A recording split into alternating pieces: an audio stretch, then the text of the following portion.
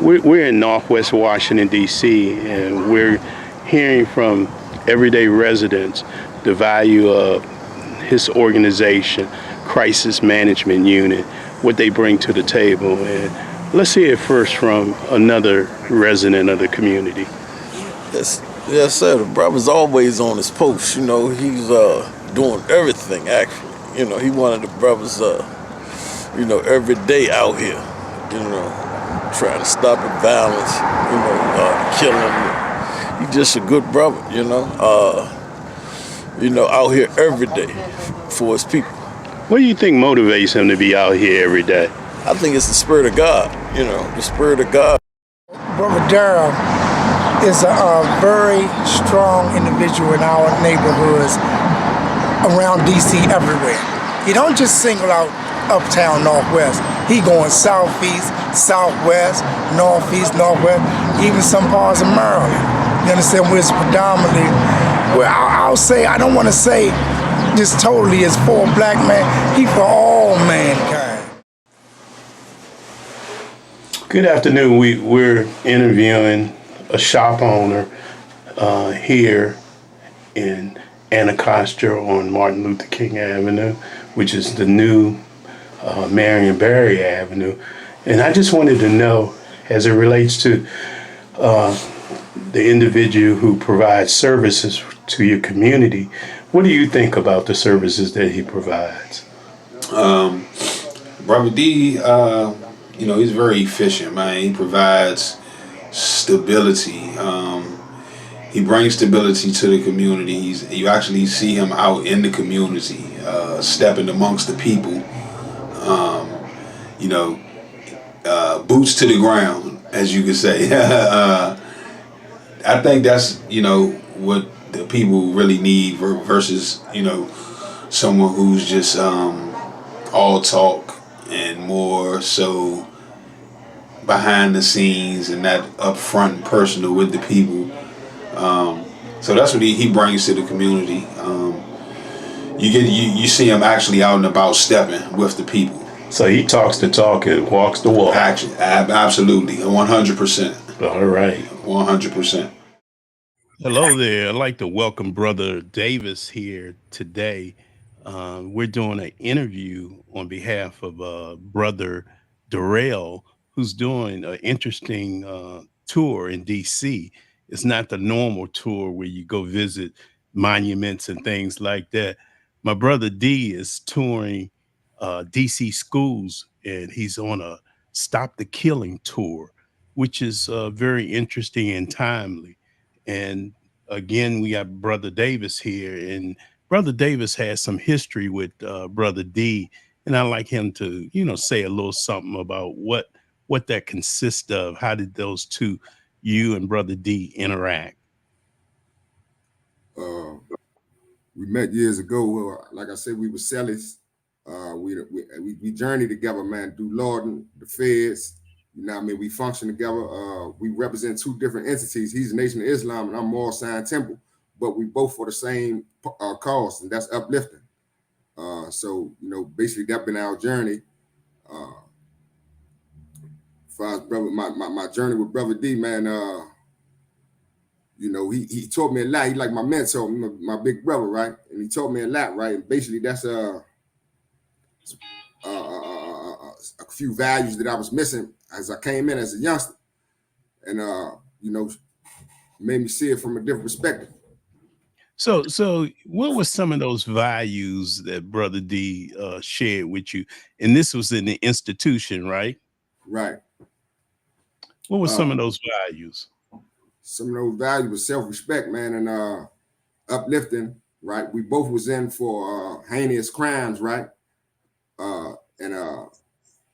Basically that didn't stop us from getting right. When I say getting right, I mean, we had a duty, we formed a duty inside there to uplifting, and spreading the ever-loving gospel because it's needed. That's interesting because when I think about it, it's very similar to what he's doing now. And I'm not sure if you're aware that Brother D is doing this Stop the Killing tour. and he's going to the young people because, as you well know, and I know, the young people need a lot of help today, and in some cases they're very misdirected, and so they need someone to steer them in the right directions. So, what is your thoughts as it relates to what Brother D is doing now? How does that, what do you think about him going into the DC schools? The whole act I was is expected out of him, right? Because man, he live and breathe our peoples. So I'm saying, it's expected of me. I wish I was with him on the tour because I got a lot to offer myself, right? I'm 14 days out of 26 years sentence. And my duties is, like I said, as it began, to uplift. I think he's doing an immaculate job, man. He's diligent, he's sincere. It's only way to look at. There's only one way to look at sincere. That means dedicated. He's definitely dedicated. And I'm saying not that he showed me this just now. This has been our walk since we met, and many years ago, right? But I had time since I've been home to interact with him, and he's, like I said, I'm not surprised he's still on the same trip, and that's the state of youth. That's good. He's consistent with what he does, which is.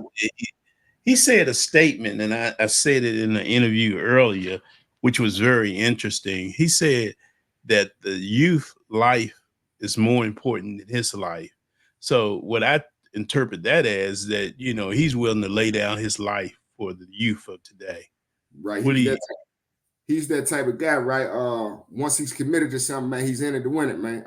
That's just him. Hey, I'm real excited. We have a brother Black that we're going to be interviewing in relationship to the Stop the Killing tour in Washington, D.C. Brother Black knows Brother Darrell from a personal perspective. And yesterday I had the pleasure to talk to this brother that we're about to interview, and he just brought some real truth to the surface about Brother D, as they call him, on his street name.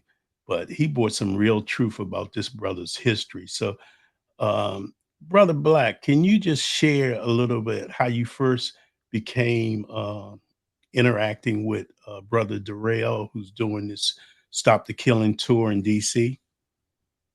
Yes, I first met Brother D in South Carolina, Edgefield FCI, and that's the Federal Correctional Institution.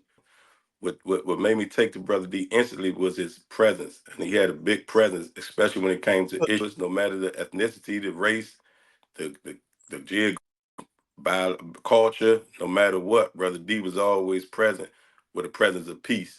No matter what it was, he put himself out in front of it. And one thing you understood about Brother D, when he came in peace, but he came firm. So that right there made me take to him, and no matter who it was, he invited them to their service and say, "Hey, brother, look, come listen, man. This not worth it. We got a family to get home to. We got children to get home to." So for me, that made me instantly take to him.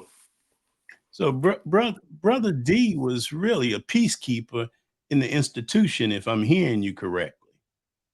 He definitely was a peacekeeper in the big way, on his own accord, with no one saying, "Hey, we need you to do this." That was what he took up on his own. And like I said, it didn't matter what geographical makeup it was or what ethnicity it was, no matter whether it was Spanish, Black, white, Puerto Rican, Brother D stepped in. So Brother D is conducting this Stop the Killing tour in Washington, D.C. And we know that the city is in a crisis as it relates to the killings, and the young people are misdirected and everything. What do you think as it relates to Brother D doing this work? He did work on the inside of the prisons. Now he's out in the community. I think that's, unique from my perspective. What's your thoughts? I believe it's very unique, but for me, knowing Brother D, I mean, I wouldn't say it no other way. Uh, what he brings to the table, for sure, put the mission in front of himself. It's not about him. It's about stopping the violence. It's about peace. It's about saving our children.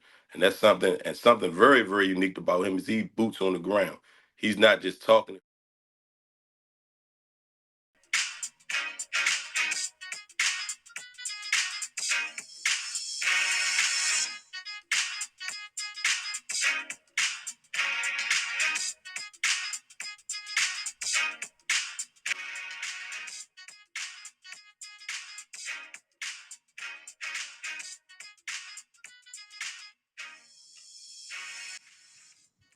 Every day, students in Washington, D.C. walk into their classrooms, hoping to learn, grow, and dream. But for some, the reality is different. Violence has become a harsh reality in our communities and schools, disrupting the peace and safety our children deserve. The Crisis Management Unit and Safety Measures Matter are working tirelessly to change this narrative. Our mission? To stop the killings. Through our tour, we are bringing compassionate speakers to schools across DC, sparking conversations, inspiring change, and empowering our youth to stand against violence. Hear from students and teachers who have benefited from the program. Their stories are powerful and inspiring, but we can't do this alone. We need your help. Your donation can bring more speakers to more schools, reaching more students. Together, we can stop the killings. Did you know that 37% of middle schoolers are exposed or victims of gun violence? Tap the link below to donate today and help us bring peace back to our classrooms. Decisions start right here. Stop the killings. Every child deserves a safe place to live and learn. Their life is more valuable than ours.